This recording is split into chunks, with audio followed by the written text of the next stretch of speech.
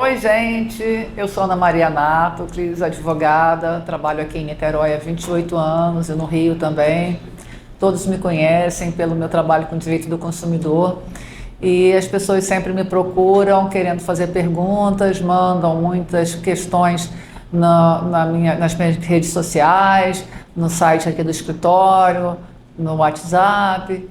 E aí eu estou reunindo essas perguntas, que são as mais comuns no decorrer desses anos, e resolvi fazer esse canal aqui para esclarecer dúvidas. Nos próximos encontros eu vou responder as perguntas que vocês me mandarem também por esse canal que vocês vão escrever aqui embaixo. Podem continuar mandando pelo site, pode continuar mandando pelo WhatsApp aqui do escritório, que vai estar aqui embaixo no site, mas podem mandar por aqui também. Hoje nós vamos começar falando sobre um assunto que é muito recorrente, que é a questão do divórcio. As novelas e os filmes ensinam muito errado sobre o divórcio. Eu falo sempre que o departamento jurídico das novelas são péssimos. Então tem sempre aquela história da pessoa que não aceita assinar uma separação, que não aceita dar o divórcio, é o marido que não quer dar o divórcio para a mulher, é a mulher que não quer dar o divórcio para o marido. Eu quero dizer que isso não existe no direito brasileiro. Hoje, no direito brasileiro, para você se divorciar, basta você dizer para o juiz: eu não quero mais ser casado, e você é imediatamente divorciado. Como? Mas doutora, isso é tão fácil assim? Tem duas formas. Tem uma forma que você concorda com seu marido, o marido com a mulher, vão num cartório e assinam lá na presença de um advogado e vocês saem divorciados, que nem é filme americano, fácil. E tem a outra forma, que é a forma que o seu cônjuge não quer te dar a separação, não quer te dar o divórcio. Deixando claro, não existe mais separação judicial no Brasil. Hoje só existe divórcio. Não existe mais separação e conversão em divórcio, não existe mais essa questão de ter tempo de casado, tempo para separado, para divorciar. O divórcio hoje é direto. E basta você procurar um advogado e você vai até o escritório desse advogado, dá uma procuração e diz: olha, eu não quero mais ser casado. Leva a sua certidão de casamento, leva a sua identidade, leva seu comprovante de residência. O advogado vai fazer uma petição de divórcio, vai dar entrada nessa petição de divórcio e o juiz vai citar o seu marido ou a sua esposa para contestar. Ele não tem o que contestar mais. Ele pode concordar, não concordar e nem vira o processo também. Ele pode sequer contratar um advogado. Passou o prazo de defesa, o juiz vai ver que tem os elementos. Quais são os elementos? Casamento e uma pessoa que não queira mais ficar casado. O juiz vai dar essa sentença, vai sentenciar e o casamento vai ter acabado. Depois da sentença, transitada em julgado, vai sair uma certidão da separação, uma certidão da sentença, que você vai ao cartório onde você se casou e vai estar registrando essa sentença, averbando lá no livro do registro do seu casamento. Olha que beleza, no mês seguinte você já pode casar com outro. Pouca gente sabe disso. Eu tive agora um caso muito interessante de um casal que eles já estavam juntos há quase 10 anos. A moça queria muito se casar com ele, ela está estudando para ser pastora e não poderia ser pastora não sendo casada. E ele casado, vivendo maritalmente com ela e separado da esposa há mais de 15 anos, os filhos grandes, adultos, não tinha patrimônio a dividir, não tinha nada. Mas a esposa falava que não dava separação. Nunca vou dar a separação, não aceito dar a separação.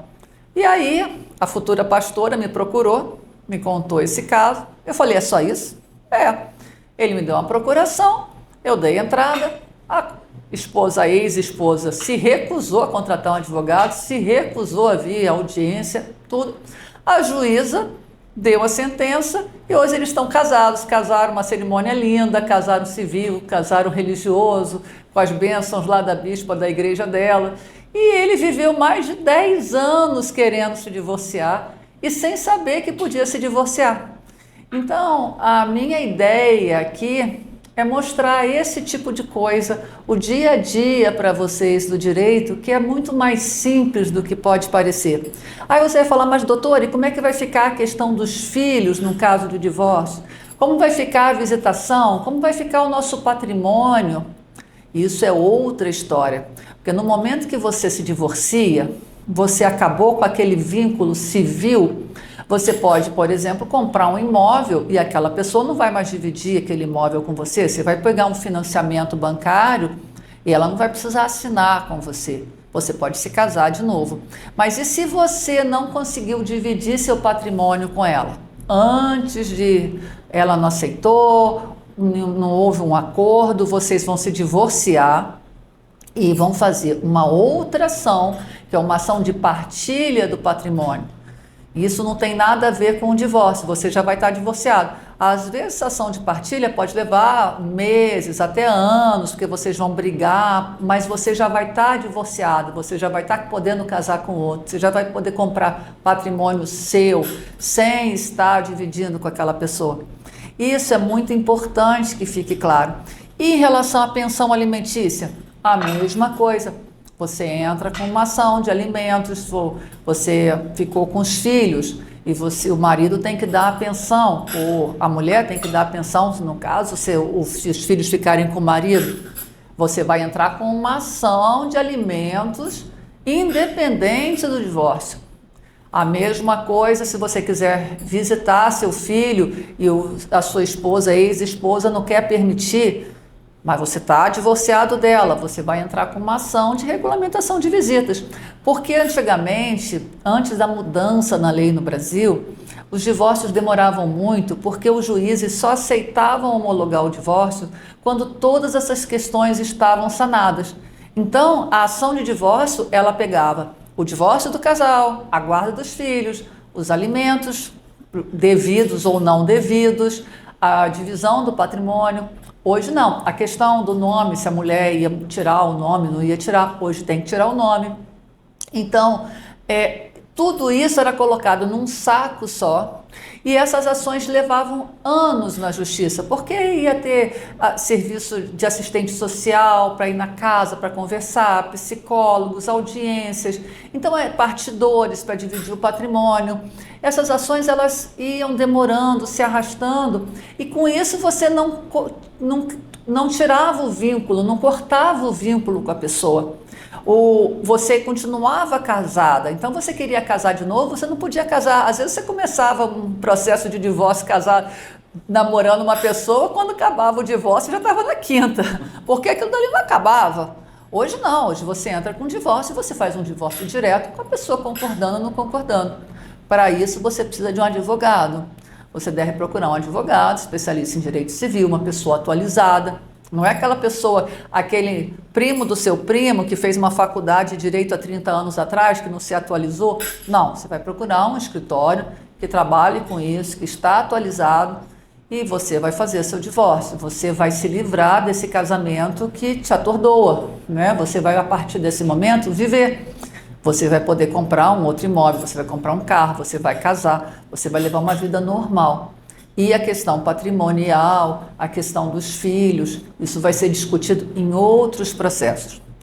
Então, assim, eu quero deixar bem claro aqui que o meu escritório faz isso, muitos escritórios fazem isso, é muito mais fácil do que as pessoas pensam, muito mais simples, basta você ter essa vontade. A questão dos filhos, como fica hoje? A legislação brasileira considera hoje que as crianças devem ficar em guarda compartilhada com os pais. Isso na prática não é tão fácil como a lei coloca. A lei coloca de uma forma muito bonita que os filhos vão ficar nas duas casas, lá e cá. Nem sempre isso é possível.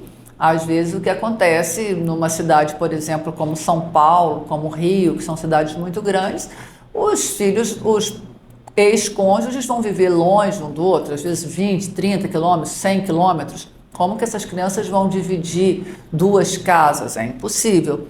E aí entra a necessidade de você regulamentar essas visitas. Então, você pode colocar, por exemplo, que a criança vai passar o fim de semana intercalado com o pai ou com a mãe, ou que vai passar semanas intercaladas ou meses. Tem casais que optam por passar um mês com o pai, um outro mês com a mãe. Outros ficam só com um cônjuge, fim de semana com o outro. Isso, quando tem um acordo, é muito bom. Quando não tem, a justiça determina. E pode saber que sempre levando em conta o bem-estar da criança, do menor. O melhor lugar que ela vai viver não é onde ela tem mais dinheiro, não é onde tem uma melhor capacidade financeira, mas onde ela se sente melhor, onde ela está mais inserida, onde, por exemplo, leva em conta se ela já está acostumada numa escola, naquele bairro onde ela vivia, para ela continuar vivendo ali. Um pai que às vezes estava mais acostumado a levar os filhos na escola e que vai continuar morando no bairro, ele pode pedir a guarda e ficar com a guarda. Hoje, a questão da guarda é uma coisa muito mais subjetiva, é uma coisa que não tem mais aquela obrigação da mulher ficar com a criança. E você pode discutir isso, sim, numa ação paralela ao divórcio. Você já pode estar divorciando ou divorciada e fazer uma ação de regulamentação de visitas ou uma ação de alimentos. A ação de alimentos também tem que levar em conta, não é só o pai que deve alimentos aos filhos. A mãe também deve alimentos aos filhos. Então, os alimentos, eles funcionam assim, necessidade e possibilidade. Se um recebe mais do que outro, e ele entra, por exemplo, com 15% dos seus ganhos, a outra parte tem que entrar também com 15% dos ganhos. Quanto que a criança realmente necessita? Às vezes a criança não necessita de 15%, necessita de 12%, de 11%.